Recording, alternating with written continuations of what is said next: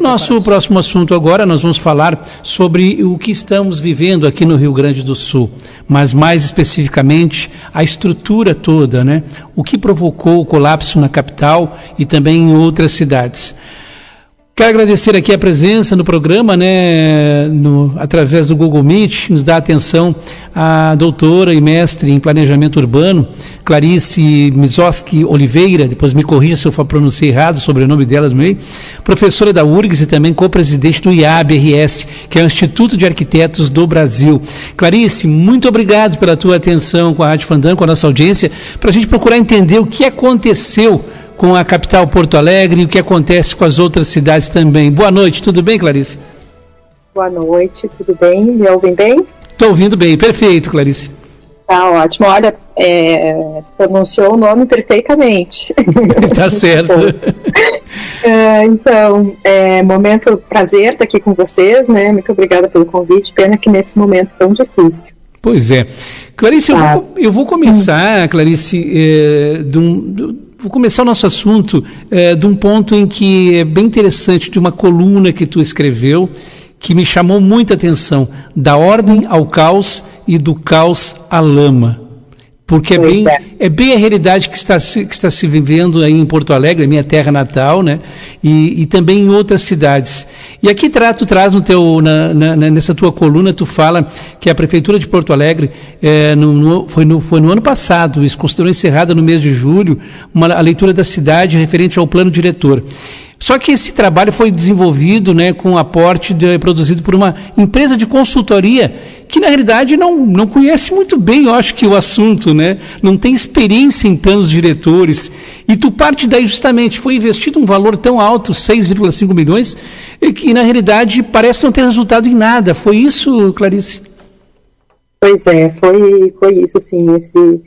Esse artigo de opinião ele foi escrito em agosto de 2023, né?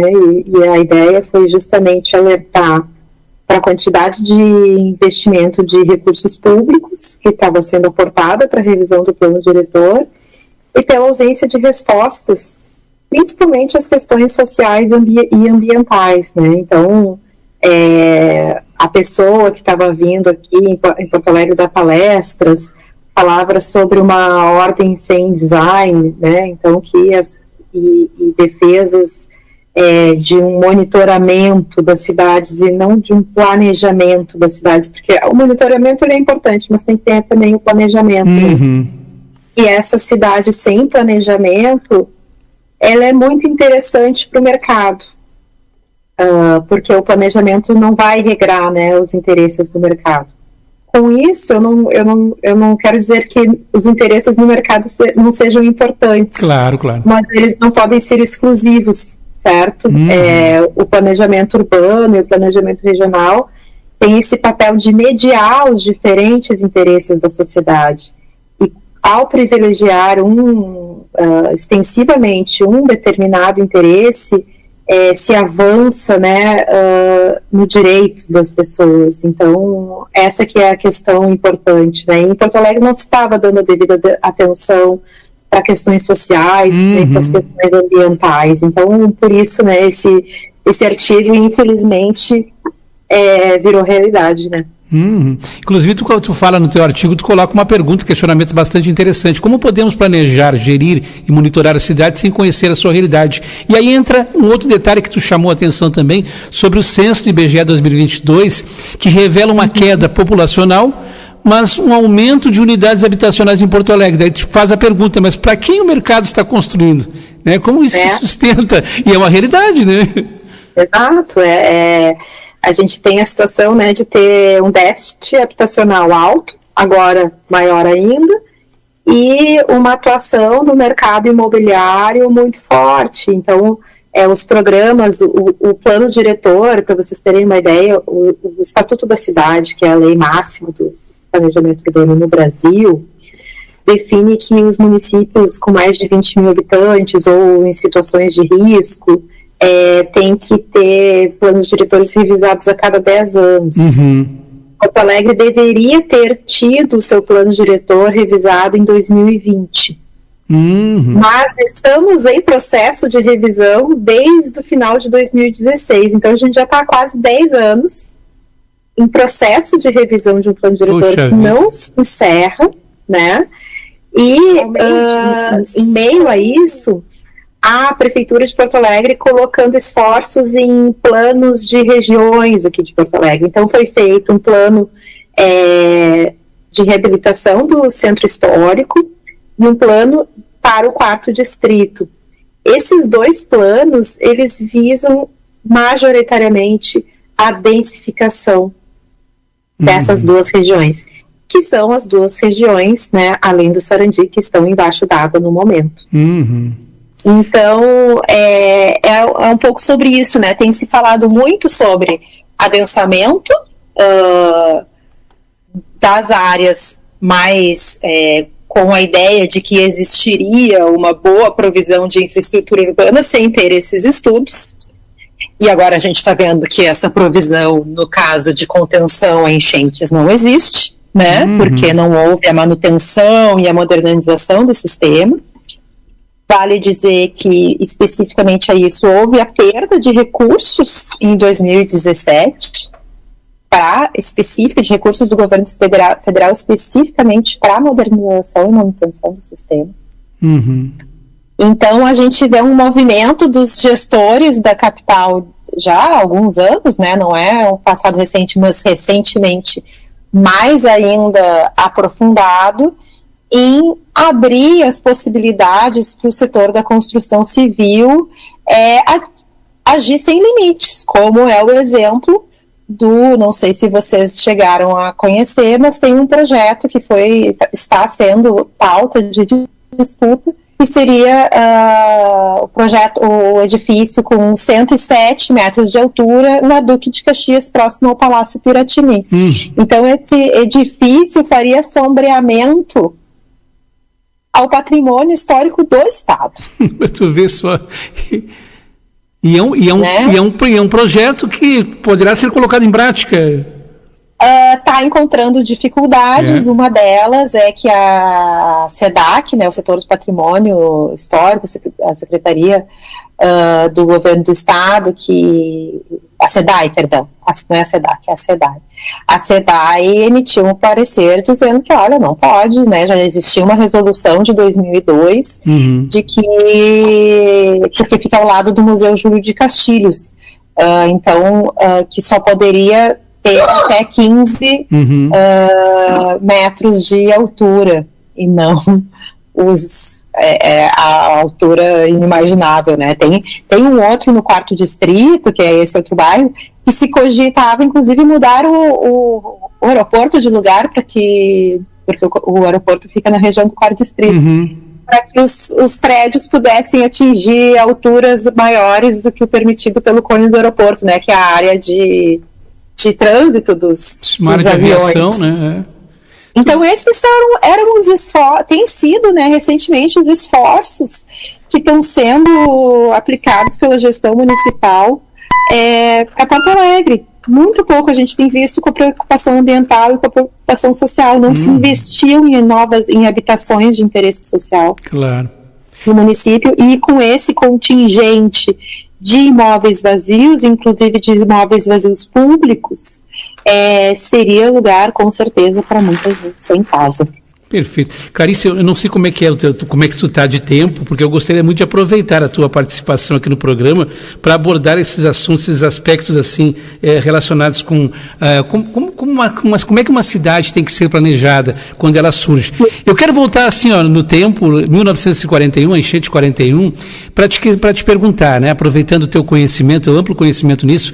Por exemplo, em 41 nós não presenciamos a enchente, né, de 41, acredito que tu também não, né?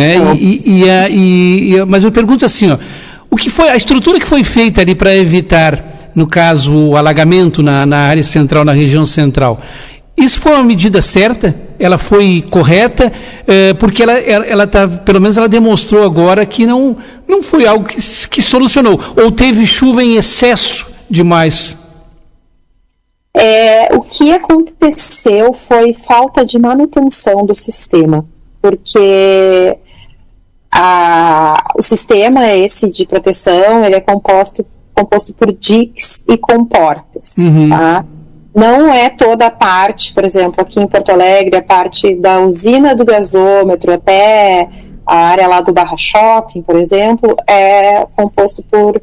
A comporta é a Avenida Beira-Rio, o dique é a Avenida Beira-Rio, então ela está numa cota mais alta, né? Está numa altura de 6 metros acima do nível do rio. Então, se o rio subir, né, essa via robusta, ela impede a passagem da água. Tem o Muro da Mauá e toda para a região norte lá tem também muros ou vias, né, compostas pelo dique, porém com comportas para poder ter acesso à parte do rio. O que acontece? Não houve a manutenção dessas comportas, por exemplo. Certo? Então, ano passado, quando teve a enchente que atingiu bruscamente o Vale do Taquari, aqui já se via a água passando pelas comportas. A prefeitura colocou sacos de terras. Né? O nível aqui na época foi 13 e alguma coisa. A água não chegou até a Avenida Mauá, se eu não me engano, mas invadiu o cais do Porto e passou a água. Então, assim, existia um conhecimento já recente de que o sistema não estava funcionando. Tem lugares que uma pessoa pequena pode passar entre a comporta e o muro. Boa. Né? Furos, falta de vedação, falta de borrachas, de parafusos, de manutenção, né? E aí a água entrando por esses locais acessou os locais das casas de bombas, porque o sistema é formado pelo dique, comportas e bombas. E as bombas algumas estragaram e outras que tiveram que ser desligadas porque as descargas elétricas estavam causando problemas, né, de vida, inclusive, das pessoas que estavam fazendo os resgates em botes. Então, o que a gente vê é uma falta de manutenção, né? Oi? É uma falta de manutenção, então, ao longo desse período todo, né? Exatamente. E o prefeito foi avisado, tem documentos oficiais informando de processos administrativos dentro da prefeitura, notificando o prefeito de que essas manutenções precisavam acontecer. Permite nossos ouvintes participarem conosco do nosso assunto, claro. Doutora Clarice. O ouvinte está aqui colocando, João, boa noite, estou acompanhando aí esse muro, no caso, também não quis explicar aqui que não seria também um meio de conter a água, mas também de provocar o alagamento ali no centro. Então, o muro, ele não deixa, a função do muro é não deixar a água entrar, né? Sim. Então, porque o que acontece? A gente pode ter o alagamento pela chuva, pela precipitação da chuva na área urbana, que não tem um sistema de drenagem para ela escoar. Então, bocas de lobos, bueiros, o sistema de canalização, né? Dessa água que precipita pela chuva direto no tecido, na área urbana. O fenômeno que a gente está vendo agora é de elevação do rio, certo? Então, esse é o fenômeno que a gente chama de inundação, quando o rio sobe e invade a área urbana. Ou, em alguns casos, o que a gente está presenciando, e o que aconteceu aí em Cachoeira, pelo que eu andei vendo, foi uma enchente, e não uma enxurrada, que é quando a água vem com uma força tão forte que leva tudo, certo? Então, em Porto Alegre, até semana passada, a água estava vindo pelo Guaíba. Então, a importância do muro para que a água não entrasse para a cidade. Agora, hoje e ontem, nos últimos dias, pela nova chuva e pela quantidade de lixo nas ruas, porque a prefeitura liberou as pessoas para fazer o bota fora, né, colocar os seus móveis nas ruas, e não teve a coleta. Então, com a chuva, o lixo entupiu os bueiros, e aí hoje a gente está vivendo em Porto Alegre também o alagamento do sistema de drenagem. Então a gente está agora com todos os sistemas contra termos de proteção à água em Porto Alegre estressados. Puxa vida. Doutora Clarice, quais aspectos, por exemplo, assim, uma curiosidade minha, quais aspectos a gente deve ser analisado, por exemplo, quando se vai se erguer uma cidade? Eu sei que, lógico, desde que se conhece a humanidade, né, o homem sempre priorizou a questão de estar perto da água, né? Eu vou precisar que tu repita, porque falhou para mim aqui. Assim, quais aspectos que a gente deve analisar, que deve ser analisado, né, quando se ergue uma cidade, quando se começa a construir uma cidade, um exemplo, né? E a gente sabe que a humanidade, ela sempre priorizou muito, né, a questão de estar perto do rio, próximo de um rio, porque ali ele busca alimento, né, ele tem a água para beber, né, enfim, procura isso. Mas para que se fique seguro, que aspectos devem ser vistos assim, criteriosos, para entender assim, bom, eu vou erguer aqui uma cidade próximo a esse local, próximo a esse rio, mas eu tenho que me precaver disso e disso. Ótima pergunta, né? A gente tem legislações ambientais, a gente tem uma legislação ambiental de 2012, por exemplo, que fala sobre as áreas de preservação permanente ao longo do cursos d'água. Então, por exemplo, se o rio tem, vamos dizer, deixa eu olhar aqui para não falar o número errado. Se os rios têm até 10 metros de largura, precisam de faixas de área de proteção de 30 metros. Então, não se deve construir cidade nessa faixa de 30 metros. Por exemplo, não pode ter habitação, não pode ter comércio, não pode ter serviços, pode ter áreas de lazer, certo? Um parque, né, com algum suporte ali mínimo para uma atividade de lazer. Mesmo assim, a gente tem, e aí essas margens elas vão mudando conforme a largura desse curso d'água. Então, se o rio tem, por exemplo, uma largura de 50 metros, entre 50 e 200 metros, essa faixa passa a ser de 100 metros. E é baseado nos estudos, porque o nível da água, ele tem um fluxo, né? Ele não é sempre o mesmo. Então, ele oscila, né? Ele oscila. Então, essas áreas de preservação da natureza, da mata nativa, né, de questões ambientais, elas são importantes para fazer esse diálogo com as águas. E a proteção também, né, não só do curso d'água, como das áreas urbanizadas. Então, é muito comum no Brasil a gente ver habitações, né, principalmente da população de menor renda, construindo na beira de arroios. E aí a gente tem passado por um processo recente de urbanização, de reforma, de regularização fundiária, perdão, que é um instrumento jurídico, né, que dá o direito de posse e de permanência nas famílias no lugar onde elas vivem. Mas tem uma coisa muito perversa aí, que as famílias que moram em áreas de APP têm que assinar um documento dizendo que estão cientes do seu risco de vida.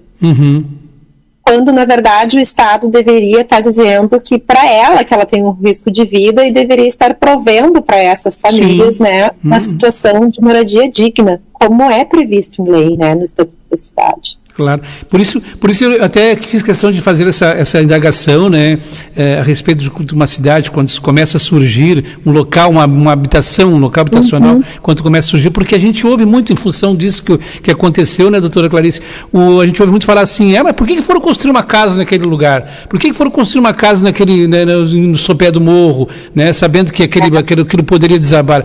Aí entra essa questão que a doutora acabou de falar, né, que o governo, né, o administrador público deveria, né, impedir, logicamente, isso, mas também dar condições para que essas pessoas pudessem, né, estar num local seguro. E a gente não fala, essa situação não é exclusiva de populações pobres. Pois né? Por exemplo, aqui nas ilhas, nós temos mansões de pessoas ricas, que são casas de veraneio. Então, essas pessoas não estão sem casa, né, no momento. Elas estão sem a sua segunda, às vezes terceira casa. Enquanto que as outras famílias pobres que moram nas ilhas aqui de Porto Alegre estão sem casa. Doutora, me permite aqui, tem um ouvinte nosso que está sempre conosco no Fandango Notícia à tarde, ele é engenheiro também, o engenheiro Antônio Melo, ele coloca aqui, boa noite, João. Faz uma pergunta, doutora, aí, por que a questão da proibição da retirada de areia e cascalho do canal do Guaíba? Né? E hoje o canal do Guaíba está plano, ele pergunta, né? Isso também não contribuiu para o caos, e ele lembra que passava pela ponte do Guaíba quantidade de equipamentos retirando a areia e o cascalho, inclusive depósitos que hoje estão ali abandonados. Então, é preciso, né, cuidar essa dimensão extrativista, né, ela tem que ter limites, né, porque senão a gente vai extraindo os recursos naturais até que eles findam, ou que o mundo, né, recobra o seu lugar, assim, a natureza recobra o seu lugar. Então, sim, né, é necessário esse acompanhamento, né, de retirada de recursos naturais. Mas tem se falado, inclusive, agora que a solução, ouvi esses dias, que a solução seria a dragagem dos rios, para aumentar a sua profundidade e a água não invadir sobre a cidade. E não invadir, Não, mas imagina, né? A gente tem que pensar em soluções baseadas na natureza e não contra a natureza, né? Pois é. Eu acho que, numa outra entrevista que eu fiz, doutora Clarice, eu até comentei, tipo assim, acho que a chuva, em grande quantidade, ela sempre existiu, né? Desde que a humanidade, diz que o mundo é mundo, né? Sempre existiu. O detalhe é que a humanidade acabou invadindo alguns lugares, né? Ou construindo em alguns locais onde talvez não fosse o adequado, não fosse o correto, né? Aqui em Porto Alegre, parte da área que inundou foi a parte que foi aterrada. Pois é. Então é o rio recobrando o seu lugar, né? O Parque Marinha do Brasil é uma parte de aterro, né? Está todo embaixo d'água. O próprio Beira-Rio, né? O estádio Beira-Rio também. Pois é. É o rio buscando, né? Onde era o lugar dele, né? Seu lugar de origem, de origem, né? Doutora Clarice, deixa eu aproveitar um pouquinho mais. Eu não estou lhe atrapalhando, teria um compromisso, doutora? Não, tem mais alguns minutinhos. Então tá. Só para entrar nesse assunto a respeito desse prédio que vai ser, que está em esse empreendimento de 41 andares no centro aí da capital, que vai fazer sombra no Palácio Piratini também, enfim. É uma tendência esse tipo de construção, porque eu percebo que no mundo todo parece que uma concorrência, uma corrida para ver quem constrói um prédio mais alto, entendeu? É uma tendência esse tipo de construção? E é uma ideia, né, que passa por um símbolo de modernidade, né, ou de, como é que eu vou dizer, de um bom, de riqueza, né? Um município próspero, rico, moderno, tem esse tipo de arquitetura, vamos dizer assim, tem uma simbologia por trás disso. Ela é bonita, então, né? Uma construção assim, ela é muito bonita, né? De se ver, né? Eu acredito que eu gostaria muito de ver um prédio que tem lá em Dubai, né? Que tem um prédio que é enorme, né? A altura, né? E ele é muito lindo. A visão de lá de cima é bacana, né? Em termos ambientais, é uma ideia muito atrasada, né? Pois é. Para a relação meio ambiente, né? Não é uma coisa boa, né? Principalmente quando a gente fala em cidades latino-americanas, que são cidades que elas não são compactas, né? Elas são tem um pesquisador que eu gosto muito, o Pedro Branco, que diz que as cidades latino-americanas elas são confusas. Elas são compactas, então existem áreas centrais que são muito densas, por vezes, mas elas também se espalham no território. Ou seja, não existe a salvaguarda de áreas ambientalmente não tocadas pelo homem, vamos dizer assim. Então, Hong Kong, que é um exemplo de a cidade mais densa do mundo, ela tem essa densidade exatamente para ter a proteção de uma área verde de todo o seu município. Mas aqui a gente não tem a proteção da área verde, porque os empreendimentos e a urbanização vai acontecendo de modo espalhado, sem esse olhar de um planejamento urbano, e temos também a concentração. Isso é um caso clássico aqui em Porto Alegre. Nós tivemos, ao mesmo tempo que nós tivemos as disputas para esse tipo de empreendimento, teve um outro no extremo sul, para uma área da Ponta do Arado, a Fazenda do Arado Velho, que é uma parte lá no extremo sul do município, depois ao lado de Belém Velho, ou Belém Novo, agora não me lembro, mas é uma área que agora está embaixo da água. E estava sendo previsto, tramitando na prefeitura, a aprovação de um condomínio fechado para uma capacidade de pessoas, quando não deveria ter ninguém ali, porque ele é uma das áreas para receber a água do rio no momento de cheio. Até que agora está embaixo da água. Perfeito. Então a gente vê a dispersão, né, a aprovação de condomínios fechados fora dos centros urbanos e a densificação dos centros urbanos. Então a gente tem o pior modelo de cidade possível. De cidade, né? Gostei muito. Isso é uma realidade em muitos lugares, né? Não só em Porto Alegre. Certamente. Pois né?